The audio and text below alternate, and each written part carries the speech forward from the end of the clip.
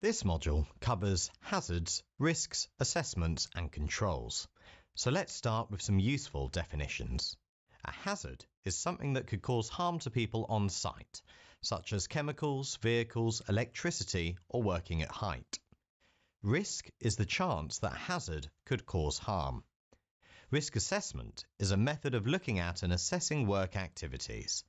It considers the things that could cause significant harm to people, property, or the environment. The critical word there is significant. Risk assessment is not concerned with providing solutions to trivia.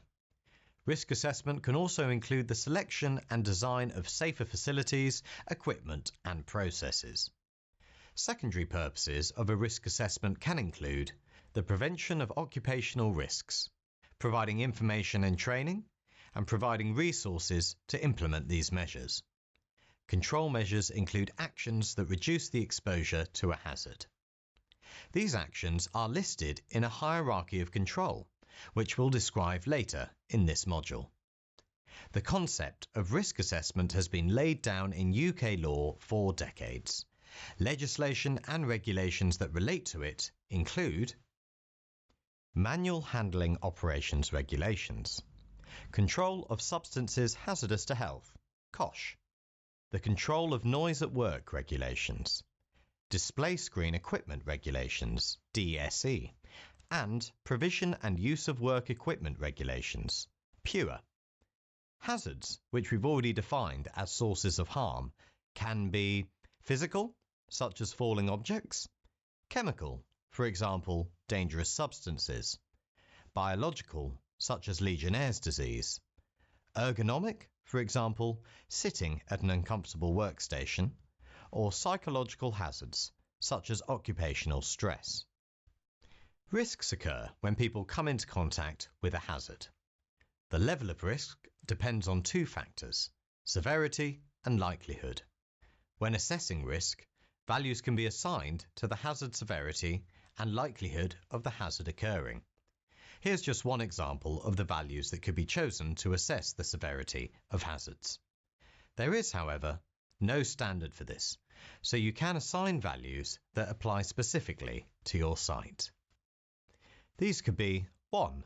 Insignificant, discomfort, slight bruising and self-help recovery. 2.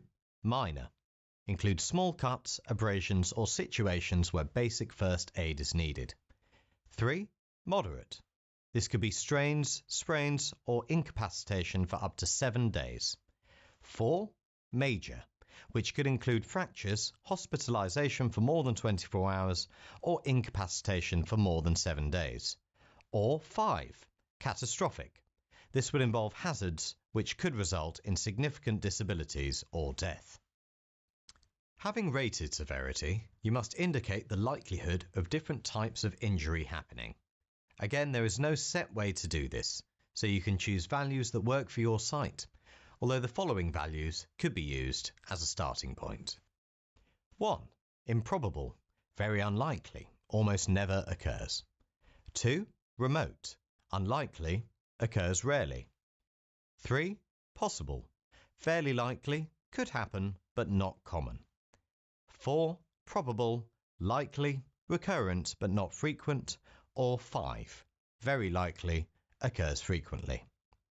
You can multiply the values for severity and likelihood and place the result in a risk matrix, which allows different risks to be compared. There is once again no standard format for the risk matrix. It does not even need to be symmetrical. For example, it could be a 3x6 or a 5x7, whichever is more relevant. However, once adopted, the risk matrix has to be used consistently to make comparisons on a like-for-like basis. If the result of your multiplication falls in the green area, 1 to 4, it means that the hazard priority is low and the risk is acceptable. No further action is required, apart from ensuring that controls are maintained. If it's in the yellow area, 5 to 9, the hazard priority is medium. The risk is tolerable, and you should look to review the situation at the next review. In the orange area, 10 to 14, the hazard priority is high. The risk is intolerable and you should look to improve the situation within a specific timetable. And if your multiplication is in the red area, 15 to 25, the hazard risk is unacceptable. You should stop all activity and make immediate improvements. Please click Next to continue. Method statements are intended to provide employees with a documented series of steps to follow. They usually relate to how work should be carried out. It is especially important when it relates to hazardous processes. Depending on your organization, method statements might be known as safe systems of work, working procedures, or standard operating procedures. While all work must be covered by a risk assessment, method statements are usually for higher risk work, for example, involving ladders, or where the work is complex or unusual.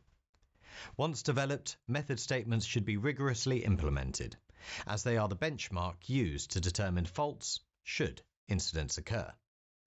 All method statements must be collated in one place and must be freely available to all employees. This usually involves a manual issued as a health and safety employee handbook. Alternatively, the information can be incorporated into the company handbook.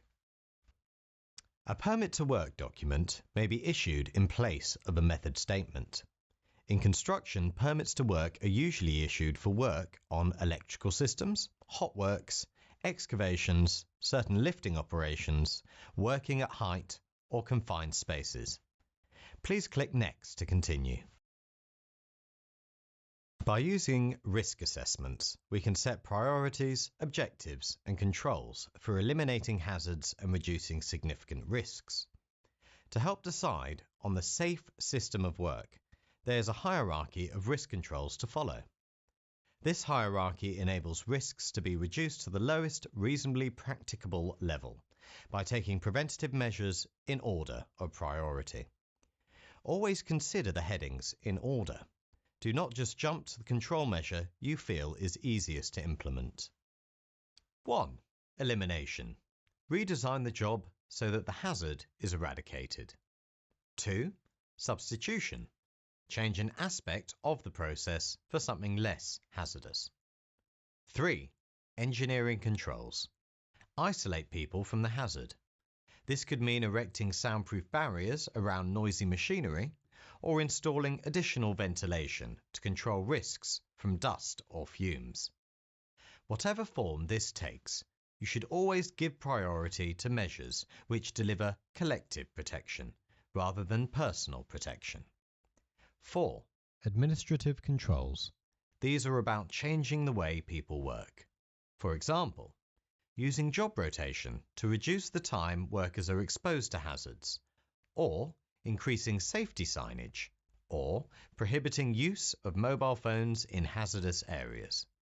5. Personal protective clothes and equipment, known as PPE.